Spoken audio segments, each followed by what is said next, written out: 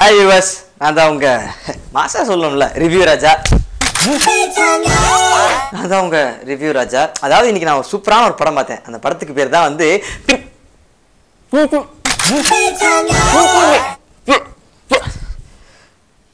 பேச விட மாட்டேங்குது கையே. அது அதான் நான் நல்லா தான் பேச. இல்லை நான் பண்ணலண்ணே, கேட்கவே மாட்டேங்குது என் பேச்சு. அதாவது இன்னைக்கு நான் பார்த்த படம் வந்து சூப்பரான ஒரு படம். அந்த படத்துக்கு பேர் தான்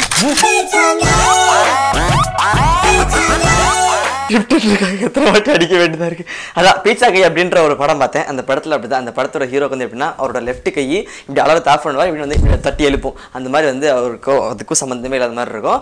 ஆனா அந்த படம் கேட்டிங்கன்னா ஒரு நல்ல ஒரு டிஃப்ரெண்டான ஒரு கதையா, ஒரு நல்ல ஒரு ஜானரா அந்த படம் இருந்துச்சு. படத்தோட டைரக்டர் அசோக் குமார். எப்படின்னா உங்க பேர் வச்சு தான் அந்த இல்ல உங்க பேர் வச்சிருக்காரு, நல்லா பண்ணியிருக்காருன்னு சொல்ல வந்தேன். சூப்பரா பண்ணியிருக்காரு. ஆனா வந்து அவனை சீரியஸ் நோட் ஒரு டிஃப்ரெண்டான ஒரு கதையா பார்த்தேன். அண்ட் ஒரு நல்ல ஒரு டார்க் காமெடியான ஒரு படம். இந்த படத்தோட கதை என்ன அப்படின்னு கேட்டிங்கன்னா, ஹீரோ ஒரு ஆக்சிடென்ட் ஆகும். அந்த ஆக்சிடென்ட்ல வந்து அந்த லெஃப்ட் கை வந்து ஒரு பேஸ் கேட்க டாக்டர் போய் இப்படிலாம் இந்த மாதிரிலாம் காமிக்கும். தெரிஞ்சே காமிச்சிடலாம் இப்போ அந்த மாதிரிலாம் காமிக்கும். ஆனால் வந்து எப்படின்னா ஒரு சில டைமில் எமோஷ்னலாக நல்ல விஷயம் பண்ணும் அந்த கை அப்படி ஆனதுனால அவர் என்னென்ன பிரச்சனைகளில் மாட்டினாரு, அந்த பிரச்சனையிலேருந்து எப்படி வெளியே வந்தார், அதெல்லாம் எப்படி ஃபேஸ் பண்ணாரு, கடைசியில் அவர் கை வந்து கரெக்டாச்சா இல்லையா, அதுக்கப்புறம் ஒரு லவ்லாம் இருக்கும், சேர்ந்தாங்களா இல்லைன்னா இந்த படத்தோட கதை.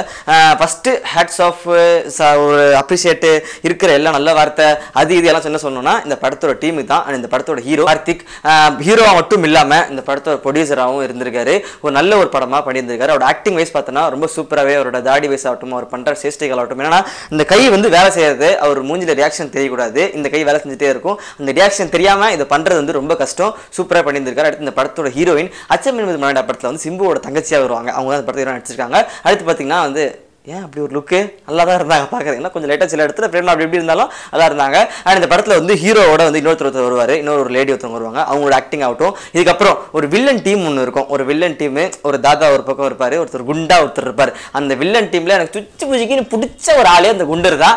அந்த குண்டர் பார்த்தீங்கன்னு வைங்களேன், அப்படி புஸ் புஸ் புஸ் புஸ்ன்னு இருப்பார். பார்த்தாலும் அப்படி எடுத்துக்கிட்டு பவுடர் அடிச்சுட்டே இருப்பார். செம்ம கேரக்டர் அந்த கேரக்டர்.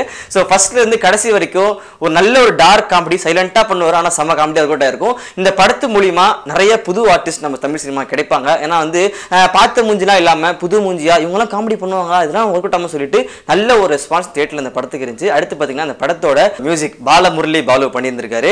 ஒரு நல்ல ஒரு படத்துக்கு நல்ல ஒரு எக்ஸ்பீரியன்ஸான மியூசிக் டைரக்டர் போட்டால் எப்படி இருக்குமோ, ஒரு நல்ல ஒரு மாஸ் பிஜிஎம்லாம் கொடுத்து ஒரு சூப்பரான என்ட்ரிலாம் கொடுத்து அந்த பீச்சா அங்கே அப்படின்னு சொல்லிட்டு ஒரு பாட்டெலாம், அந்த பாட்டெலாம் வந்து சான்ஸே இல்லை, ரொம்ப சூப்பராக அமைஞ்சிருந்துச்சு. அடுத்து இந்த படத்தோட சினிமாட்டோகிராஃபி கௌதம் ராஜேந்திரன் பண்ணியிருந்திருக்காரு. எப்படின்னா ஒரு சின்ன படம், சின்ன பட்ஜெட் படம், ஒரு புது ஆர்டிஸ்ட் படம் அப்படின்னா வந்து கேமராவோட குவாலிட்டி கொஞ்சம் கம்மியாக இருக்கும், மியூசிக் கொஞ்சம் கம்மியாக இருக்கும். அதெல்லாம் இல்லாமல் ஒரு நல்ல ஒரு எக்ஸ்பீரியன்ஸ் படத்துக்கு எப்படி இருக்குமோ அந்த லெவலுக்கு டிஓபி ஆகட்டும், மியூசிக் ஆகட்டும், எல்லா லெவல்லையும் நல்ல ஒரு ஒர்க் பண்ணி ஒரு சூப்பரான ஒரு படம் இந்த டீம் கொடுத்துருக்காங்க. அப்படி இந்த படத்தில் நீங்கள் மைனஸே பார்க்கல, எல்லாம் பேசுகிறான்னு கேட்டிங்கன்னா ஒரு சரத்துக்கு சொல்கிறேன். ஒரு மைனஸ் படத்தோட ஹீரோ வந்து ஒரு இடத்துல அடி வாங்குவார், அடி வாங்கிட்டு செம்ம அடிப்பாங்க. அடுத்த சீரே வந்து கிட்னாப்புக்கு ஒரு இடத்துக்கு போவாங்க. அப்போ பார்க்கும்போது ஃபுல்லாக எந்த அடியும் படாமல் ரத்தம்லாம் காயம்லாம் இல்லாமல் ரொம்ப ஃப்ரெஷ்ஷாக அந்த பையன் போவாப்புல. அது மட்டும் என்னன்னா ஒரு நல்ல ஒரு திஷ்டி பொம்மைக்கு பொட்டு வைப்பாங்கல்ல, ஒரு திஷ்டி மாதிரி, அந்த மாதிரி கொய்யால ஒன்னைய அந்த மாதிரி ஒரு நல்ல படத்தை திசி மாதிரி அந்த ஒரு சீக்வன்ஸ் சொன்னேன். அதெல்லாம் தாண்டி ஆனால் செகண்ட் ஹாஃப் லைட்டாக கொஞ்சம் லேக் அடிக்கிற மாதிரி இருக்கும். டார்க் காமெடி எல்லா இடத்துல ஒர்க் அவுட் ஆயிருக்கும். பட் செகண்ட் ஹாஃப்ல கொஞ்சம் லேக் அடிச்சு கொஞ்சம் டைம் டியூரேஷன் இழுத்தா மாதிரியே இருக்கும். நிறைய இடத்துல வந்து கேரக்டர்ஸோட டெப்த் காமிச்சிருப்பாங்க. ஒரு கேரக்டர் ஒரு செகண்ட் வந்திருப்பாங்க, இல்லை ஒரு 10 நிமிஷம் வந்துருப்பாங்க. அவங்களுக்கும் ஒரு டெப்த் கொடுத்து அவங்களுக்கும் கதை கொடுத்துருக்காரு இந்த படத்தோட டைரக்டர். ஒரு ஓவராலாக ஒரு நல்ல படம் இந்த படமாக அமைஞ்சிருக்கு. பீச்சாங்கை நம்பிக்கையாக போய் இந்த படத்தை நீங்கள் என்ன பண்ணணும்னா தியேட்டரில் போய் பார்க்கலாம்னு சொல்லிக்கிறேன். நான் என்ன பண்ண போகிறேன், கிளம்பிக்க போகிறேன் தியேட்டரில். நான் இப்போ இந்த படத்தை பார்த்தேன். நீங்கள் என்ன பண்ணணும்னா லைக் பண்ணும், கமெண்ட் பண்ணும், மறக்காம எங்க சேனலை சப்ஸ்கிரைப் பண்ணும். அப்புறம் என்ன பண்ணோம், வீட்டுக்கு கிளம்பணும், நான் கொல்லணுமா. ஹே பாய்.